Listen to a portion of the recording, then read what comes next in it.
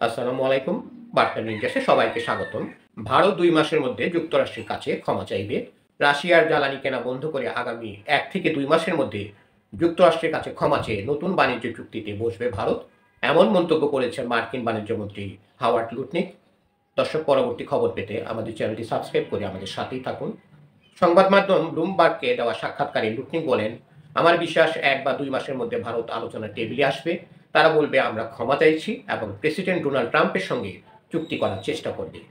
Lutnick সতর্ক করে বলেন, যদি ভারত যুক্তরাষ্ট্রকে সমর্থন না করে তবে যুক্তরাষ্ট্রে রপ্তানি করা ভারতীয় পণ্যের উপর ৫০% শুল্ক আরোপ করা হবে। এর আগে গতকাল সামাজিক যোগাযোগ মাধ্যম ট্রুথ সোশ্যালে একটি পোস্ট দেন মার্কিন প্রেসিডেন্ট ডোনাল্ড ট্রাম্প। তিনি লেখেন, "মনে হচ্ছে আমরা ভারত ও রাশিয়াকে গভীর অন্ধকার চীনের কাছে হারিয়েছি।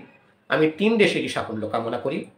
ট্রাম্পের এই মন্তব্যের পরপরই ভারত প্রসঙ্গে কঠোর বক্তব্য দেন মার্কিন বাণিজ্য মন্ত্রী। ভারতের অবস্থানকে শুধুই আস্ফালন আখ্যা দিয়ে লুটনিক বলেন, "সবচেয়ে বড় ক্লায়েন্টের সঙ্গে লড়াই করা হয়তো ভালো লাগতে পারে, কিন্তু দিন শেষে নিজেদের ব্যবসার স্বার্থে ভারত আমেরিকার সঙ্গে চুক্তি করবে।" তিনি আরও বলেন, ভারত যদি তাদের বাজার না খুলে, রাশিয়ার তেল কেনা বন্ধ না করে এবং ব্রিক্স থেকেও না সরে, তাহলে সেটা হবে তাদের পছন্দ। তারা চাইলে রাশিয়া ও চীনের সঙ্গে মেলবন্ধন করুক, কিন্তু যদি তা সম্ভব না হয় তবে ডলারকে সমর্থন করুন, যুক্তরাষ্ট্রকে সমর্থন করুন, আপনার সবচেয়ে বড় গ্রাহককে সমর্থন করুন, নয়তো প্রস্তুত থাকুন ৫০% শুল্ক দেওয়ার জন্য। তারপর দেখা যাবে এই লড়াই কতদিন টেকে। ধন্যবাদ সবাইকে আমাদের সাথে থাকার জন্য। পরবর্তী খবর পেতে আমাদের চ্যানেলটা সাবস্ক্রাইব করে আমাদের সাথেই থাকুন।